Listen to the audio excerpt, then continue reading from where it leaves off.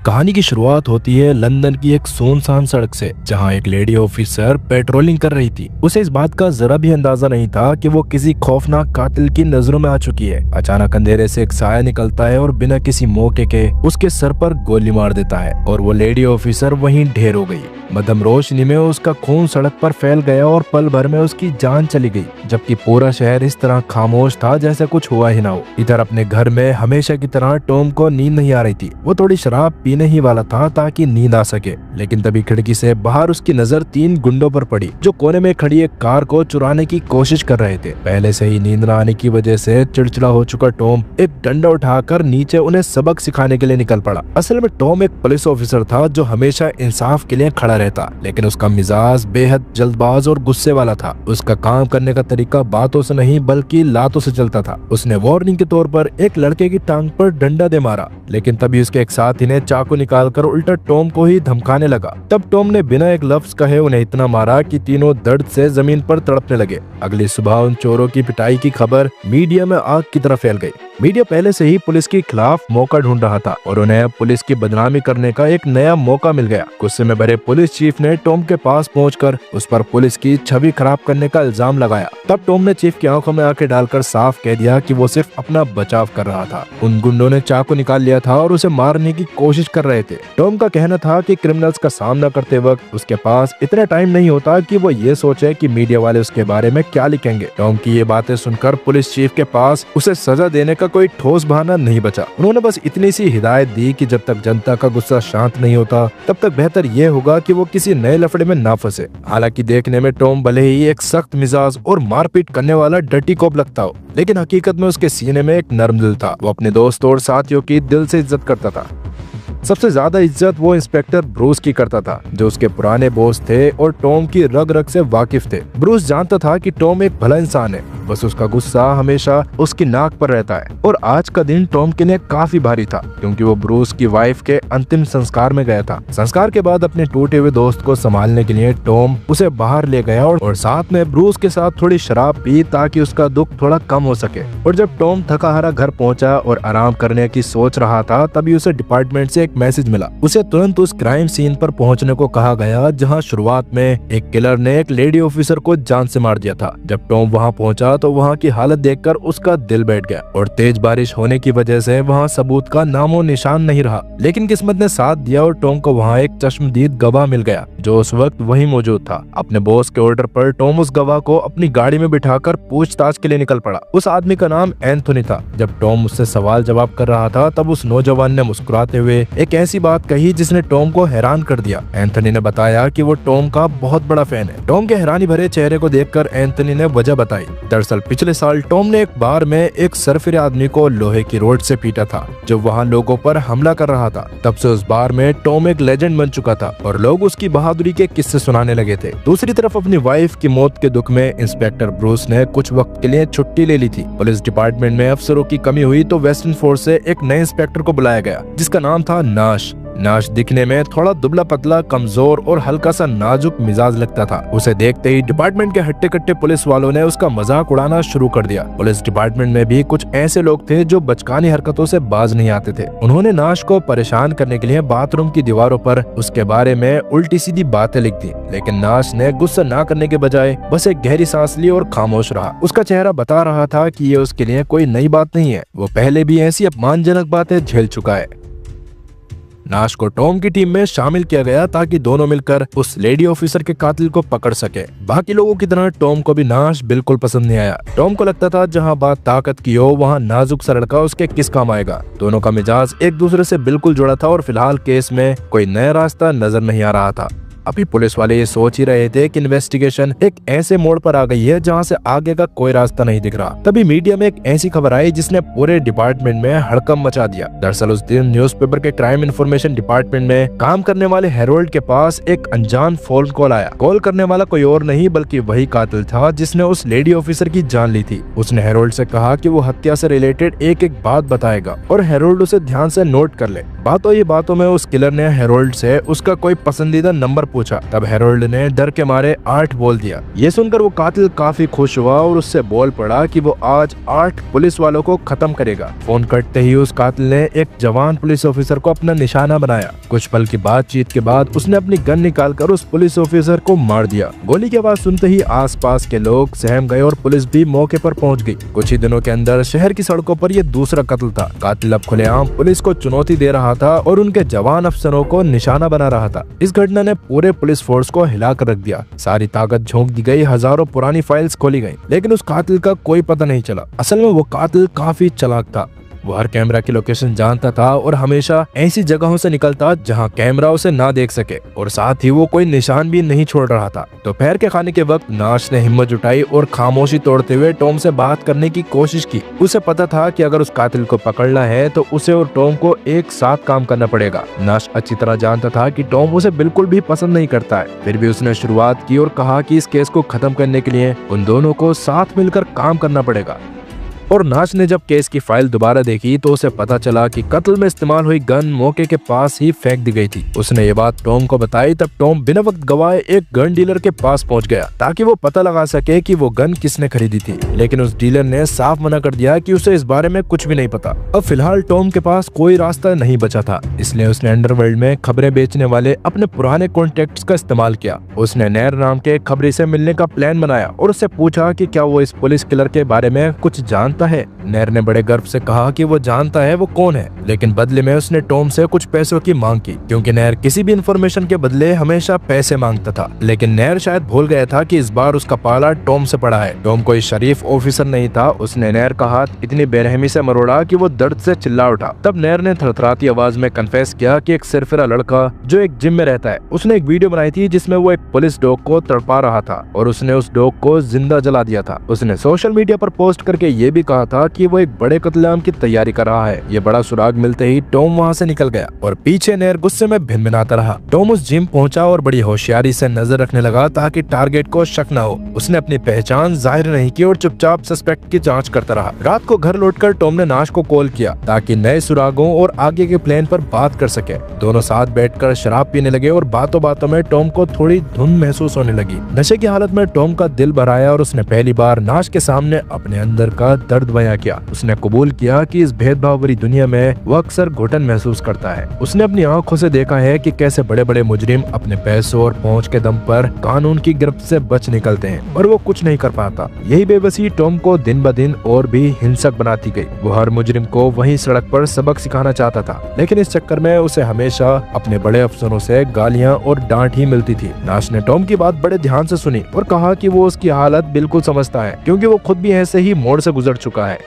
नाश ने एक पुराना राज खोला जब वो वेस्ट साइड पुलिस डिपार्टमेंट में था, जहां उन्होंने कातिल को पकड़ा था। सब जानते थे कि वो गुनहगार है, लेकिन सबूत न होने की वजह से कानून उसे छोड़ने वाला था। नाश को इतना गुस्सा आया कि उसने वही मौके पर बेसबॉल बैट उठाया और उस कातिल को मार मार कर ढेर कर दिया। नाश को लगा था कि उसे नौकरी से निकाल दिया जाएगा, लेकिन उसको सजा देने के बजाय डिपार्टमेंट ने उसे ईस्ट साइड भेज दिया, जहाँ उसकी मुलाकात टॉम से हुई। ये कहानी सुनकर टॉम के होश उड़ गए। वो उसे कमजोर और नाजुक समझ रहा था, लेकिन वो तो उससे भी कहीं ज्यादा निकला। टॉम के दिल में नाश के लिए इज्जत बढ़ गई और उसकी नफरत खत्म हो गई। मन का बोझ हल्का हुआ तो टॉम उस रात सुकून की नींद सोया। अगले दिन सुबह दोनों ने जिम के पास रहने वाले लोगों से पूछताछ की। उन्हें एक शक्की का पता चला जिसका नाम था बैरी। बैरी थोड़ा दिमागी रूप से भटका हुआ था, लेकिन शातिर बहुत था। जब नाश ने उसके दरवाजे पर दस्तक दी तो बैरी बड़े अजीब ढंग से मुस्कुराकर बाहर आया। तब नाश ने उसे सर्च वारंट दिखाया और घर की तलाशी शुरू की। नाश को वहाँ एक अजीब सा जार दिखा। बैरी ने बड़े गर्व से बताया कि इसमें एक मशहूर पॉप स्टार की चेन है, जिसे उसने बड़ी मुश्किल से ऑक्शन में जीता था। जब उन्होंने उससे पूछा कि वो जानवरों को क्यों तड़पाता है, तब उसने हंसते हुए बोला कि वो बस मजाक कर रहा था और असल में तो उसे जानवरों से बहुत ज्यादा प्यार है। तब टॉम ने उससे गुस्से में पूछा कि पुलिस के बारे में उसका क्या ख्याल है, क्या वो उनसे भी प्यार करता है। तब बैरी ने डरते हुए बताया कि वो तो हर रोज भगवान से दुआ करता है कि पुलिस हमेशा तंदुरुस्त रहे और समाज में इंसाफ को बरकरार रखे। बैरी ने इतनी सफाई के साथ जवाब दिया कि वो सच बोल रहा है या झूठ। बैरी की बातों के लहजे से टॉम को तुरंत याद आ गया कि ये वही सरफिरा है जिसे उसने बार में लोहे की रोड से पीटा था। ऐसा लग रहा था कि वक्त गुजरने के बाद भी बैरी की दरिंदगी कम नहीं हुई बल्कि और बढ़ गई थी। लेकिन अफसोस, नाश और टॉम को उसके घर से कोई ठोस सबूत नहीं मिला। लेकिन टॉम और नाश दोनों को पूरा यकीन हो गया था कि असली कातिल यही है। पहली वजह तो ये थी कि टॉम से पिटने के बाद बैरी पुलिस से नफरत करने लगा था। उन्होंने तय किया कि बैरी ही उनका प्राइम सस्पेक्ट होगा और पूरी टीम अब उसी पर नजर रखेगी। जैसे ही टॉम और नाश वहाँ से निकले, बैरी के चेहरे से वो झूठी मुस्कुराहट गायब हो गई।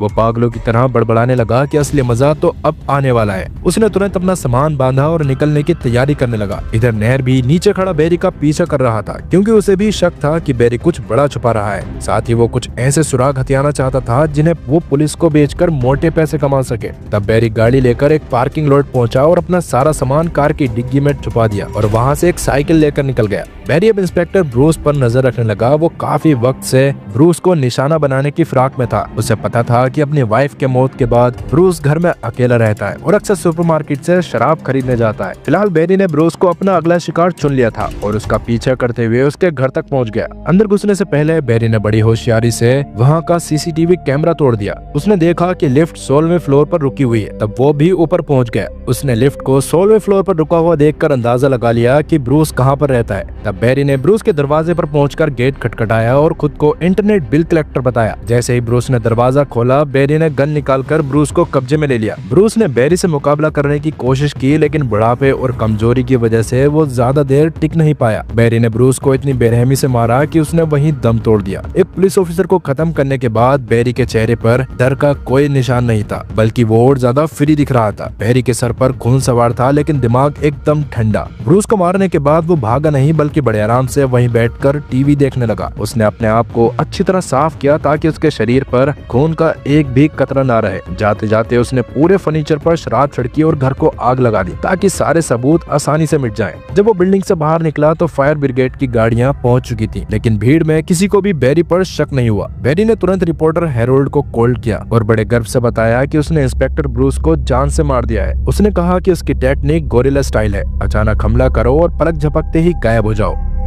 उसने हेरोल्ड से कहा कि अब से अखबारों में उसका नाम ब्लिट्स लिखा जाएगा और अगले ही दिन पूरे लंदन में खौफ फैल गया। मीडिया में सिर्फ एक ही बात हो रही थी, एक ऐसा सीरियल किलर जो पुलिस वालों को चुन चुन कर मार रहा है। नाश ने जब ये खबर पढ़ी तो उसका खून खोल उठा। वो तुरंत टॉम के पास पहुंचा। तब दोनों समझ गए थे कि हेरोल्ड ही वो कड़ी है जो उन्हें कातिल तक ले जा सकती है, क्योंकि वो कातिल हर कत्ल के बाद हेरोल्ड को ही फोन करता था ताकि पुलिस की बेइज्जती कर सके। दूसरी तरफ नैर ने मौका देखते ही बैरी की गाड़ी का दरवाजा खोला। असल में वो एक शातिर चोर था, इसलिए उसने आसानी से डिक्की खोल ली। अंदर उसे एक गन और एक पुलिस वाली टोपी मिली। नैर का शक अब यकीन में बदल चुका था, क्योंकि बैरी ही ब्लिट्स था। पहले उसने सोचा कि ये खबर टॉम को दे, लेकिन पिछली बार टॉम ने उसे पैसे नहीं दिए थे और उल्टा मार पिटाई की थी। इसलिए नैर ने फैसला किया कि वो ये राज मीडिया को बेचेगा। उसने हेरोल्ड को कॉल किया और कहा, मेरे पास ब्लिट्स से ताल्लुक हर सबूत है, लेकिन बदले में उसे 50,000 यूरो देने होंगे। हेरोल्ड जो इन्हीं खबरों की वजह से प्रमोशन पा चुका था, बड़े फायदे की सोचने लगा। उसे लगा कि अगर वो कातिल को खुद पकड़वा देगा तो वो और भी बड़ा नाम कमा लेगा। उसने तुरंत हाँ कर दी और नैर से उसे मिलने की जगह बता दी। तब नैर और हेरोल्ड को लग रहा था कि उनकी लॉटरी लग गई है। उन्होंने कार की डिग्गी में इतने सबूत देख लिए थे कि उन्हें यकीन था कि ये खबर छपते ही वो रातों रात हीरो बन जाएंगे, लेकिन उन्हें नहीं पता था कि बैरी एक अंधेरे कोने में खड़ा होकर ये सब कुछ देख रहा था। फिलहाल नैर और हेरोल्ड ने एक पब में मिलने का फैसला किया। हेरोल्ड ने पैसों से भरा लिफाफा नैर के हाथ में थमाया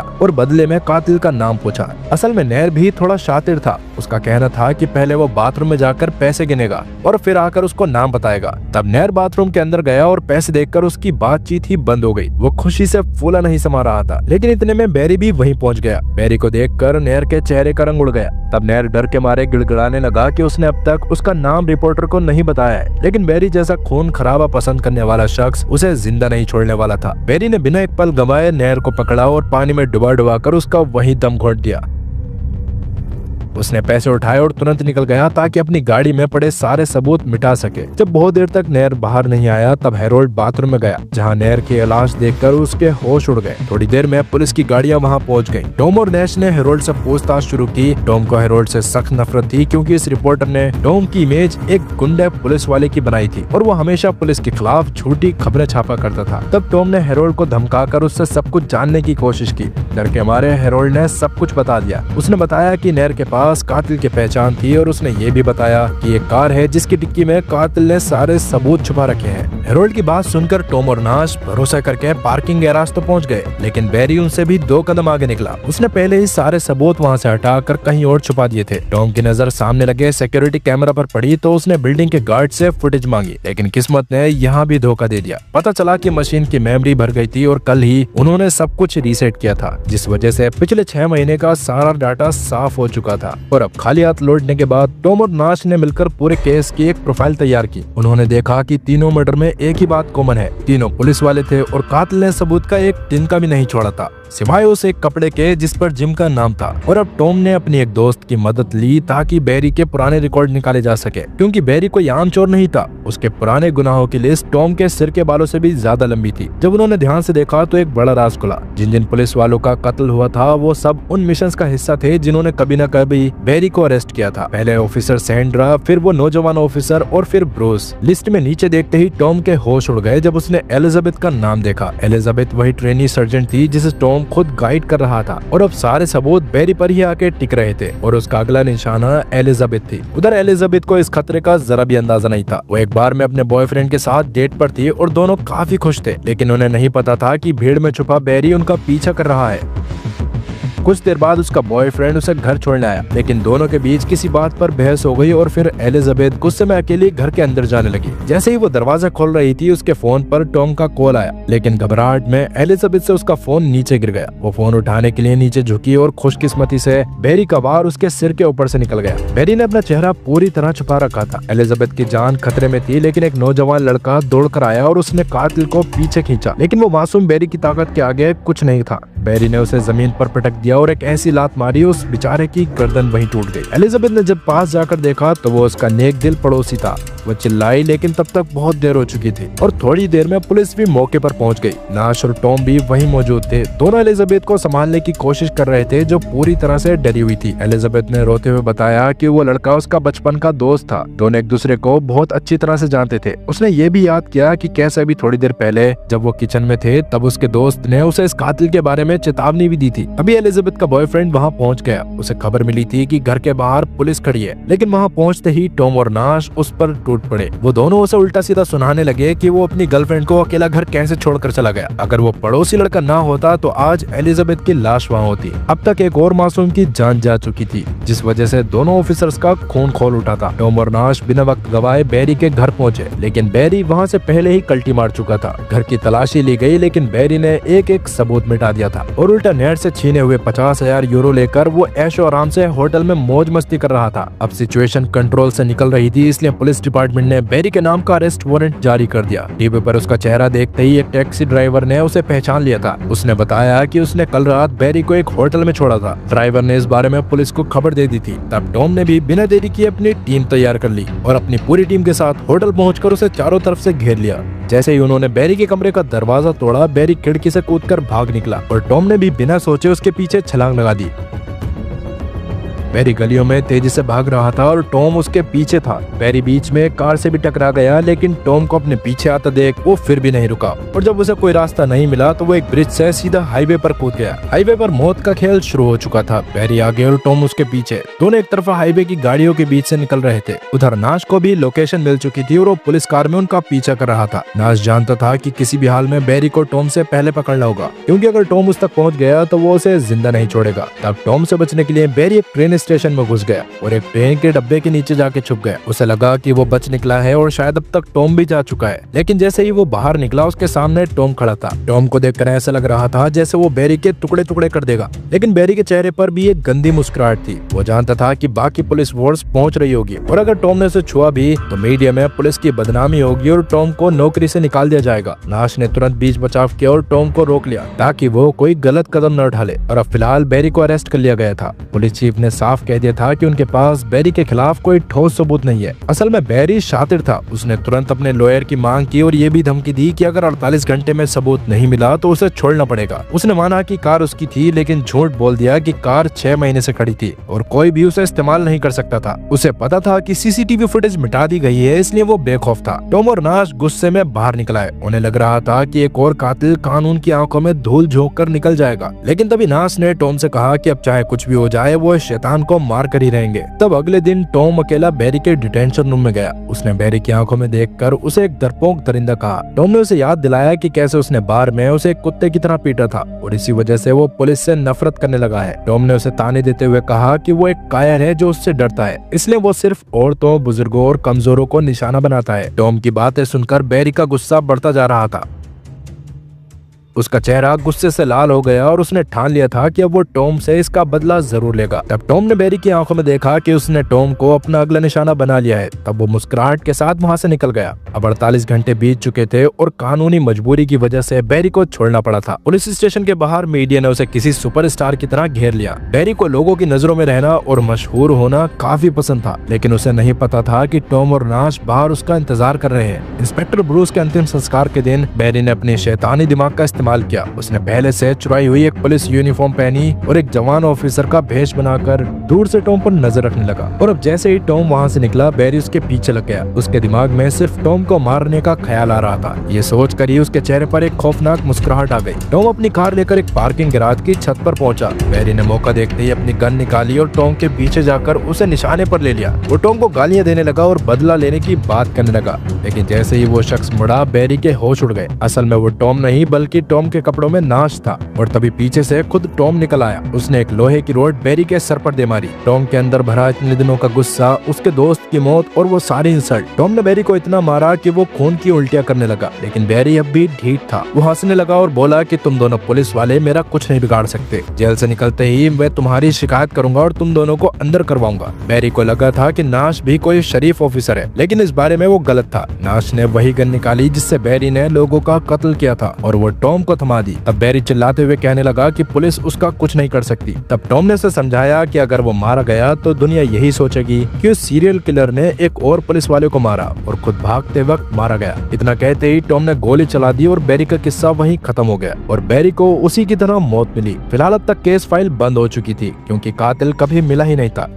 टॉम ने बैरी को उसी के स्टाइल में खत्म करके लंदन की सड़कों पर अपना खौफ और इंसाफ दोनों कायम रखा। सबको लगा कि कानून जीत गया, लेकिन टॉम जानता था कि कभी कभी असली कानून डंडे और गोली से ही चलता है। लेकिन लंदन का ये टॉम तो सिर्फ एक ट्रेलर था। क्या आपने कभी सोचा है कि जब एक पुलिस वाला ही पूरे सिस्टम के लिए सबसे बड़ा खतरा बन जाए तब क्या होगा? ये है लॉस एंजलिस का सबसे खतरनाक ऑफिसर टॉम। इसका काम करने का तरीका इतना गंदा है कि क्रिमिनल्स भी इससे थर थर कांपते हैं। लेकिन इसकी जिंदगी तब पलट गई जब इसके अपने ही डिपार्टमेंट के लोग इसके पीछे हाथ धोकर पड़ गए। अपने दोस्त की मौत का बदला और डिपार्टमेंट में छुपे भेड़ियों का शिकार। क्या ये स्ट्रीट किंग इस बार बच पाएगा? ये कहानी दोस्ती की नहीं बल्कि सबसे बड़े धोखे की है। अगर आपने ये मिस कर दिया तो समझो कुछ नहीं देखा। स्क्रीन पर दिख रही वीडियो पर क्लिक करें और देखें कि कैसे ये स्ट्रीट किंग अपने दोस्त की मौत का बदला लेगा।